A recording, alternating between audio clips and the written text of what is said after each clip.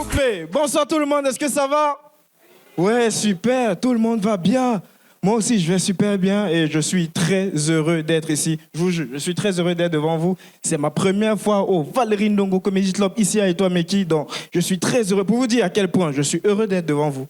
Ma joie d'être ici est comparable à celle d'un gars irresponsable à qui on vient de dire « Monsieur, l'enfant n'est pas de vous. » Yes! C'est le même niveau de joie. C'est le même niveau de joie pour ceux qui veulent l'image. C'est le même niveau de joie pour quand tu viens d'avoir ton premier poil de barbe au menton. Par applaudissement ici, qui se rappelle de ce moment de son premier poil de barbe? Ouais. Madame, tu n'es pas censée applaudir. Elle est très participative. Moi, je me rappelle de mon premier poil de barbe. Je l'avais appelé Bradley. Le problème, c'est que je me faisais gifler tout le temps. Parce que Bradley était tellement petit que tout le monde pensait que c'était un moustique. Mais sinon, ça va. Aujourd'hui, j'ai un peu plus de barbe, mais je ne suis toujours pas satisfait.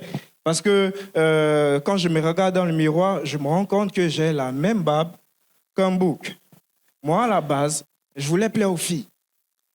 Pas aux chèvres. Mais sinon, ça va, OK? Sinon, ça va. Je vais régulièrement chez mon capilliculteur me refaire les contours. Et mon père n'a tout... Ça veut dire coiffeur. Capilliculteur. Non, c'est pas une injure. Non, je vois ta façon de me regarder là.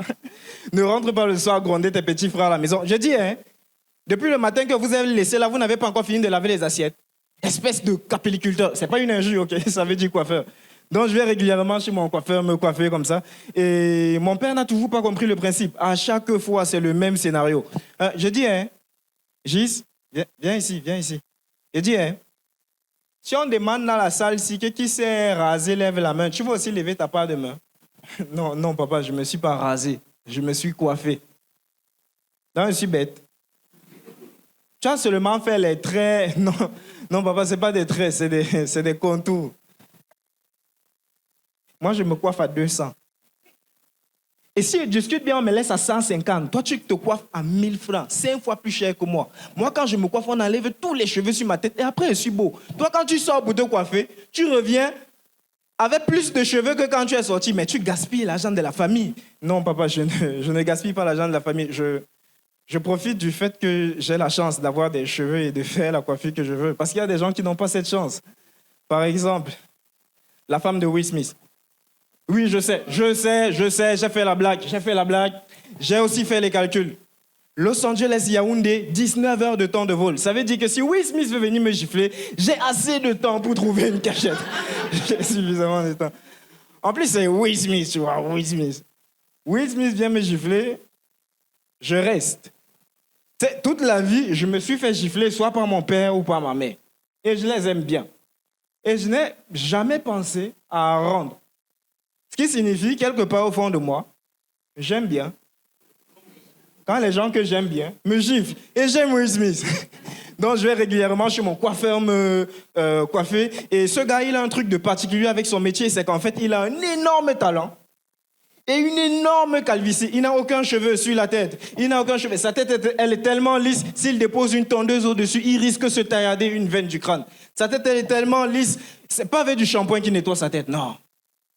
C'est avec du nettoyant pour vitres. À son niveau, c'est même plus une calvitie. C'est son front qui commence au niveau du sourcil et qui rentre loin dans son passé. Il n'a aucun cheveu. Et il coiffe les cheveux des autres. Et il veut me faire croire qu'il est heureux. Mais moi, je ne rentre pas dans son délire. Déjà, quand je vais me coiffer chez lui, à chaque fois, je rentre de son salon de coiffure, je mesure la taille de mon front. Et en quelques mois, j'ai gagné quelques millimètres carrés de front. Je ne veux pas gagner des millimètres carrés de front. Monsieur, ton but, c'est de me rendre beau. Pas de me donner des millimètres carrés de front. Je me dis, ce gars, il a un plan.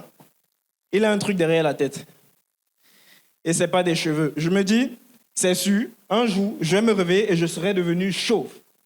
Et je vais aller à son salon de coiffure pour savoir qu'est-ce qui ne va pas. Et je vais trouver d'autres chauves devant le salon de coiffure.